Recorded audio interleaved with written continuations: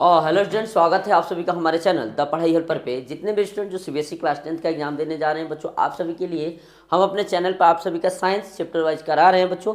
आज के इस वीडियो में हम लोग एक क्वेश्चन पेपर सॉल्व करने वाले हैं बच्चों, जो आपके एग्जाम में बिल्कुल यही क्वेश्चन आएगा। ठीक है बच्चों, तो आपको क्या करना है, बहुत ही ध्यान से देखना है, एक एक क्वेश्चन को देखना है, एक एक क्वेश्चन के कंसेप्ट को समझना है और बिल्कुल बच्चों एक एक क्वेश्चन को रट के जाना है, ताकि अगर आपके एग्जाम में ये पेपर आता है तो बच्चों आप 100% कर सके। ठीक है बच्चों, चलिए देर ना करते हुए हम लोग आज के इस पेपर को स्टार्ट करते हैं। प्यारे बच्चों, हमारे सामने बच्चों देख सकते हैं स्क्रीन पे क्वेश्चन नंबर पहला है। क्वेश्चन नंबर पहले मैंने उन्होंने क्या बोला है, बोला है the given experiment show the reaction between iron nail and copper sulphate. ठीक ना, it produce a green colour solution, the product obtain are. बच्चों देखो, इन्होंने बहुत ही बेसिक सा क्वेश्चन दिया है हमें। बोला है कि हमारे पास एक कॉपर सल्फेट का सॉल्यूशन है और उस कॉपर सल्फेट के सॉल्यूशन में हमने क्या डाल दिया प्यारे बच्चों, हमने Fe को डाल दिया। क्या डाल दिया बच्चों, Fe को डाल दिया। जैसे हमारे पास कॉपर सल्फेट सॉल्यूशन है CuSO4, हमने क्या डाल दिया बच्चों, हमने डाल दिया प्यारे बच्चों Fe को डाल दिया। Fe जैसे हमने डाला बच्चों, Fe is more reactive than copper. ठीक ना बच्चों, कॉपर से हमारा Fe ज़्यादा रिएक्टिव होता है। इसने क्या किया बच्चों, कॉपर को डिस्प्लेस किया और ये बनाया बच्चों FeSO4। क्या बना दिया बच्चों, फेरस सल्फेट बना दिया। क्या बना दिया बच्चों, फेरस सल्फेट बना दिया। और कॉपर को क्या कर दिया बच्चों, बाहर डिस्प्लेस कर दिया। ठीक ना, कॉपर को क्या कर दिया, बाहर डिस्प्लेस कर दिया। अब प्यारे बच्चों, पहले जो ये हमारा कॉपर सल्फेट का सॉल्यूशन था, इसका कलर कैसा था बच्चों, ब्लूइश कलर था। कैसा था, ब्लूइश कलर था। ठीक ना, अब ये बच्चों कलर कैसा हो गया, इसका कलर कैसा हो गया बच्चों, ग्रीन कलर का हो गया। ये जो बना हमारे पास फेरस सल्फेट, इसका कलर कैसा हो गया बच्चों, ग्रीन कलर हो गया। तो हमें बताना है कि ये जो भी रिएक्शन हुआ ये कैसा रिएक्शन हुआ। ठीक ना, देखो यहाँ पे ब्लू सॉल्यूशन है हमारे पास, हमने आयरन नील और कॉपर सल्फेट को ऐड किया तो क्या बना बच्चों, ग्रीन सॉल्यूशन बना।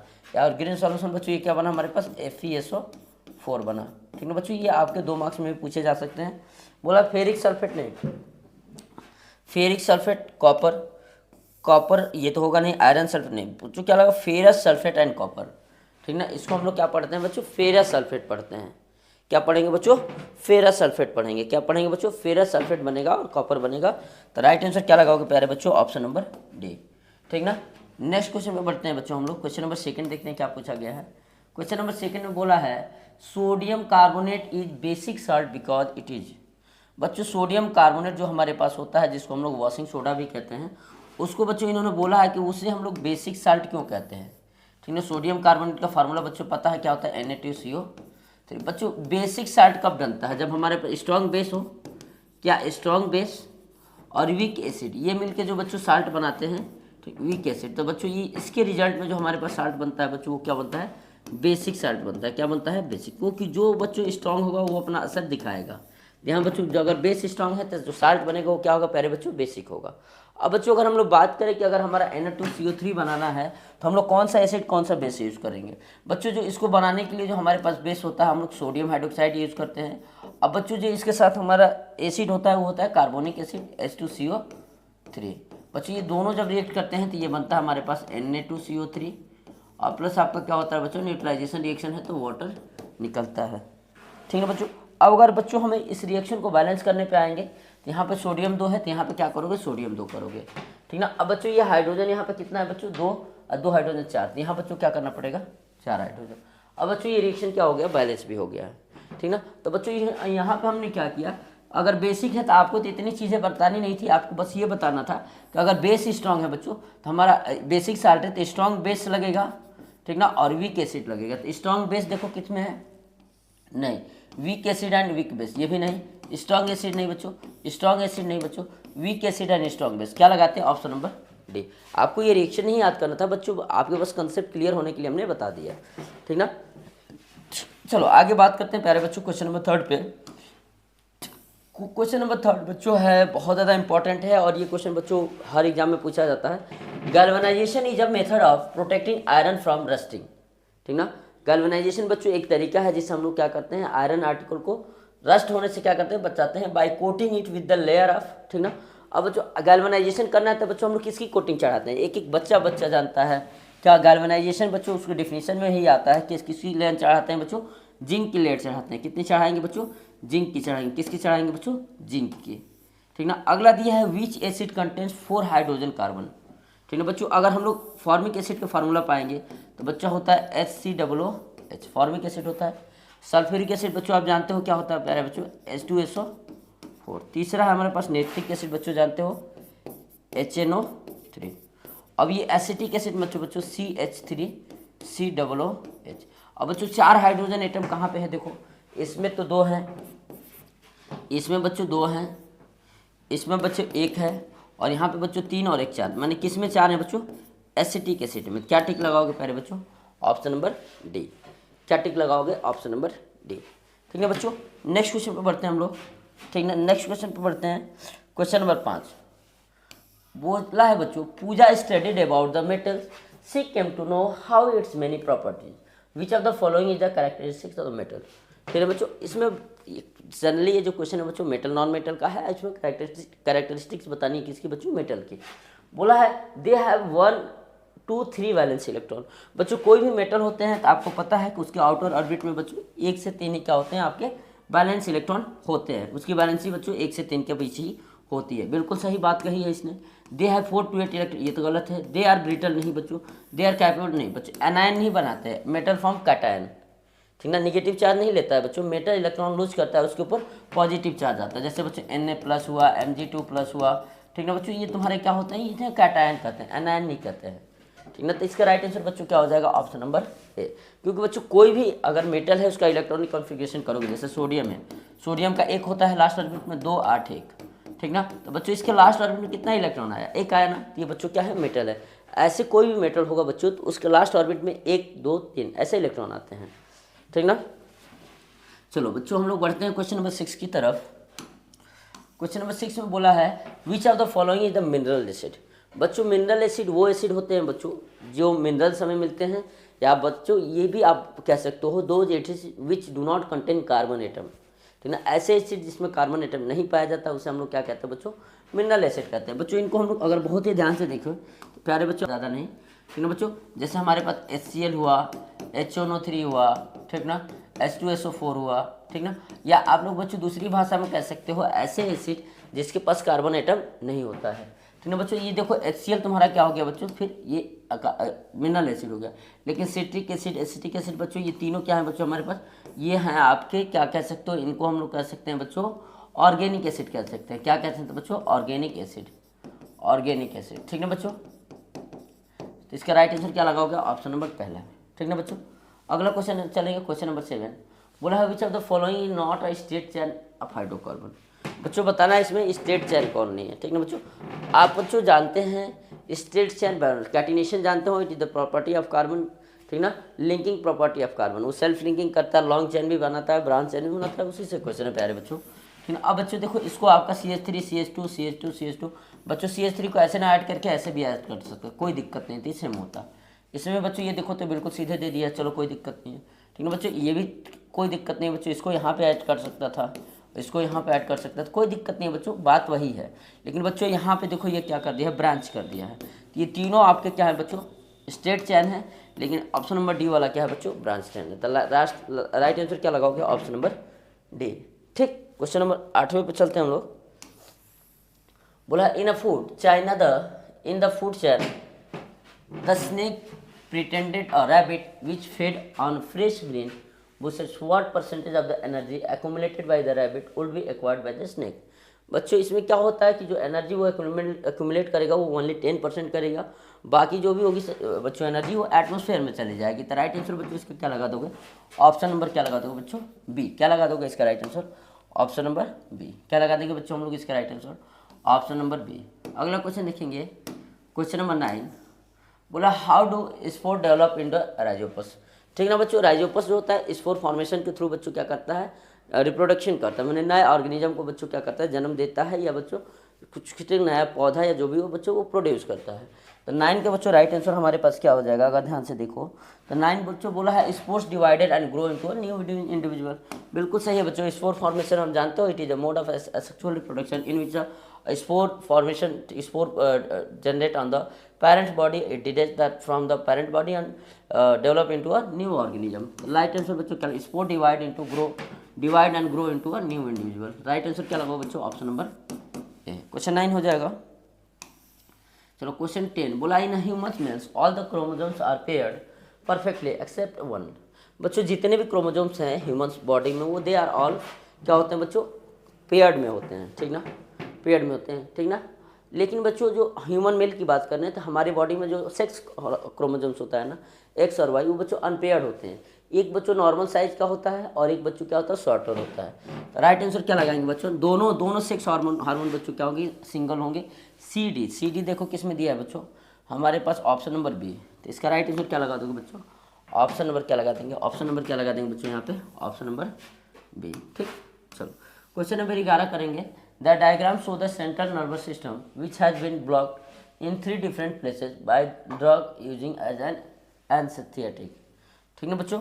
अब बच्चों यहाँ पे देखो हमारे पास कई जगह एक्स पे ब्लॉक हुआ है, वाई पे ब्लॉक है, जेड पे ब्लॉक है। देखो क्वेश्चन क्या बोलता है, 3 men had one anesthetic blocked at x, y and z respectively.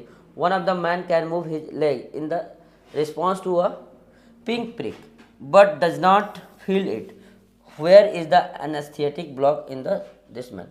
बच्चों इसमें जो सिंपल सी बात है, one of the man can move his leg, अगर बच्चों आदमी पैर को हिला सकता है तो बच्चों जो इसका स्पाइनल कॉर्ड होगा वो जनरली बच्चों उसको क्या कर पाए, एहसास करेगा। लेकिन वो बच्चों सिग्नल किसको नहीं भेज रहा है, आपके ब्रेन को नहीं भेज पा रहा है, क्योंकि ये बच्चों यहाँ पे क्या है, ब्लॉक है।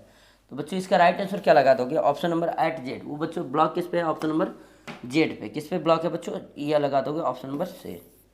ठीक, अगला हम लोग बात करते हैं, बोला how are food and water transported through the complex tissue according to the plants needs.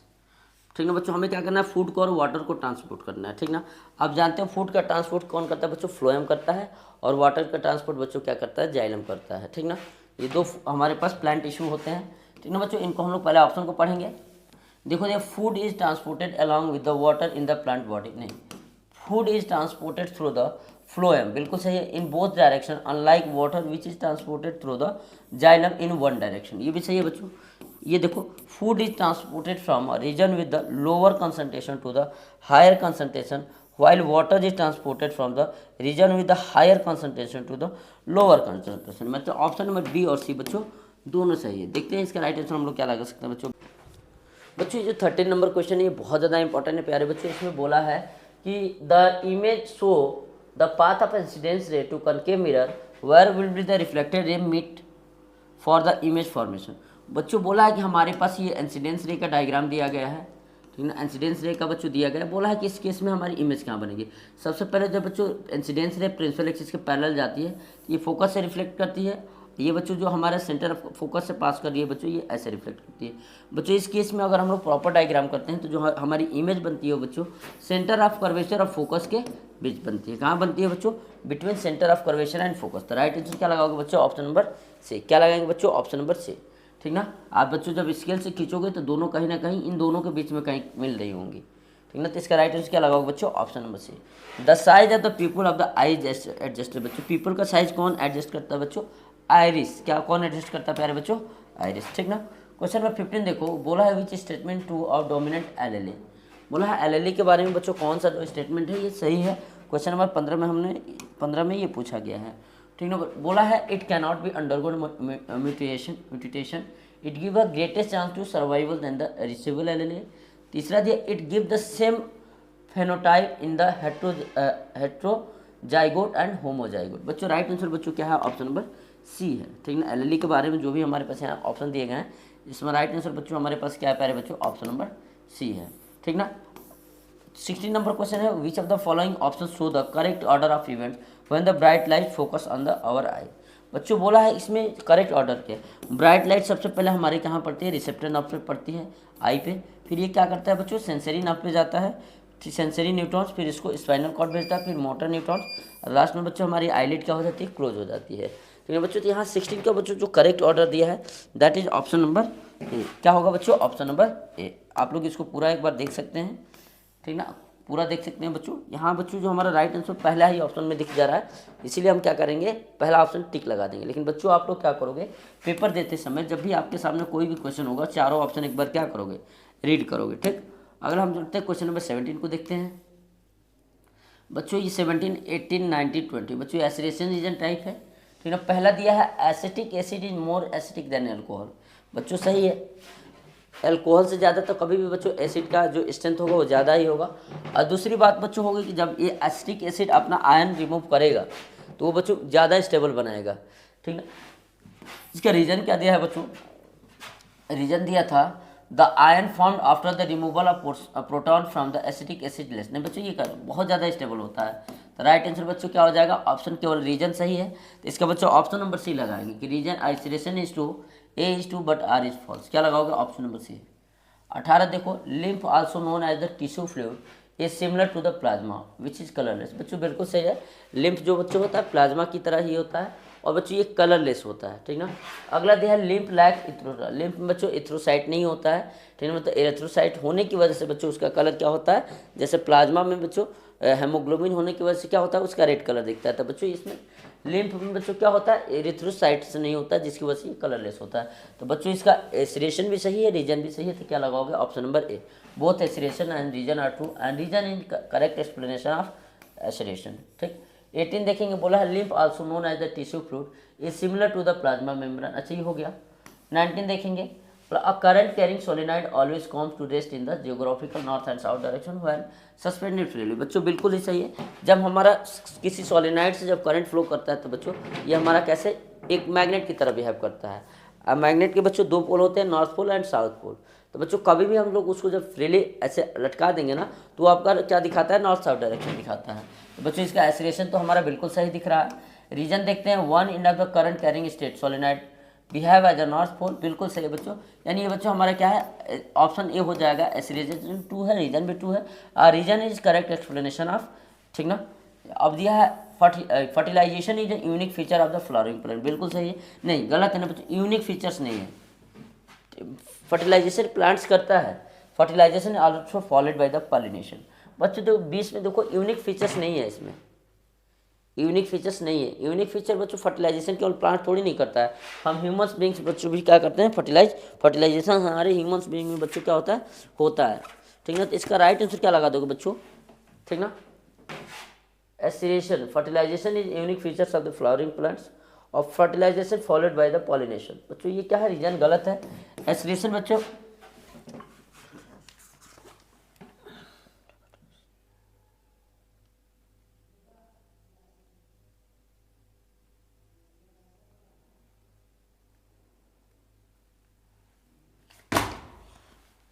अब बच्चों ये जो हमारे पास 20 नंबर क्वेश्चन दिया है, assertion and fertilization is unique features of flowering plant, बिल्कुल सही है बच्चों। जो फ्लावरिंग प्लांट्स होते हैं उसमें मेल गैमेट फीमेल गैमेट बच्चों मिलकर क्या होता है, फर्टिलाइजेशन होता है, ठीक है बच्चों। इसका एसिरेशन सही है, but fertilization is followed by the pollination, ऐसा कुछ नहीं होता बच्चों, ठीक ना। तो इसका हम लोग क्या लगाएंगे, राइट आंसर ऑप्शन नंबर ए, क्योंकि बच्चों जैसे फर्टिलाइजेशन हो जाता है इसके फलस्वरूप बच्चों हमारा क्या बनता है, जायगोट का फॉर्मेशन और फिर जायगोट के बाद हमारा एम्ब्रॉय बन जाता है। तो इसका बच्चों राइट आंसर क्या लगाओगे, ऑप्शन नंबर, ठीक ना। इसका मतलब एसिलेशन सही है, रीजन क्या है बच्चों, गलत है, क्या लगाओगे, option number C, assertion is true but reason is false. बच्चों आज की वीडियो में हमने जो क्वेश्चन किया है बच्चों 20 क्वेश्चन, ये 20 के 20 क्वेश्चन बहुत ज़्यादा इंपॉर्टेंट है बच्चों। इससे पहले ऑलरेडी हमने दो और बच्चों 20 क्वेश्चन, ठीक ना, एमसीक्यू किया है बच्चों, उनको भी देखिए। और इसके बाद बच्चों अभी हमारे 3 हुआ ना, इसके बाद बच्चों अभी हम लोग 22 करने वाले हैं, ठीक ना। 20 तारीख से पहले पहले बच्चों ये करने वाले हैं। बाकी बच्चों चैप्टर वाइज आपकी मैराथन सारे चैप्टर की चलेगी, ठीक ना। चैप्टर वाइज आपकी बच्चों मैराथन चल रही है, ठीक ना। हमने अभी पहला chapter chemical equation and reaction cover कर लिया है, ठीक ना। सेकंड चैप्टर के बच्चों क्लास बहुत जल्द लेने वाले हैं। अब बच्चों इसमें हम कम से कम एक चैप्टर से बच्चों 60 से 80 क्वेश्चन करने हैं, ठीक ना। 60 से 80 क्वेश्चन बच्चों आपके long answer type, short answer type सारा कवर किया जा रहा है, ताकि बच्चों आपके एग्जाम का एक भी क्वेश्चन इससे बाहर नहीं आए, ठीक है बच्चों। तो अगर आप चैनल पर नए हैं, चैनल को सब्सक्राइब कर लेना, बेल आइकन को प्रेस कर लेना, ताकि किसी प्रकार की कोई भी वीडियो डाले बच्चों तो उसका अपडेट आपके तक पहुँच सके। किसी भी बच्चों को कोई भी क्वेरी हो बच्चों, आप हमारा जो व्हाट्सएप नंबर है 9794229912 बच्चों आप इस पर व्हाट्सएप कर सकते हैं, ठीक है बच्चों। आज के लिए वीडियो में सिर्फ इतना ही, मिलते हैं जल्द एक नए वीडियो में, तब तक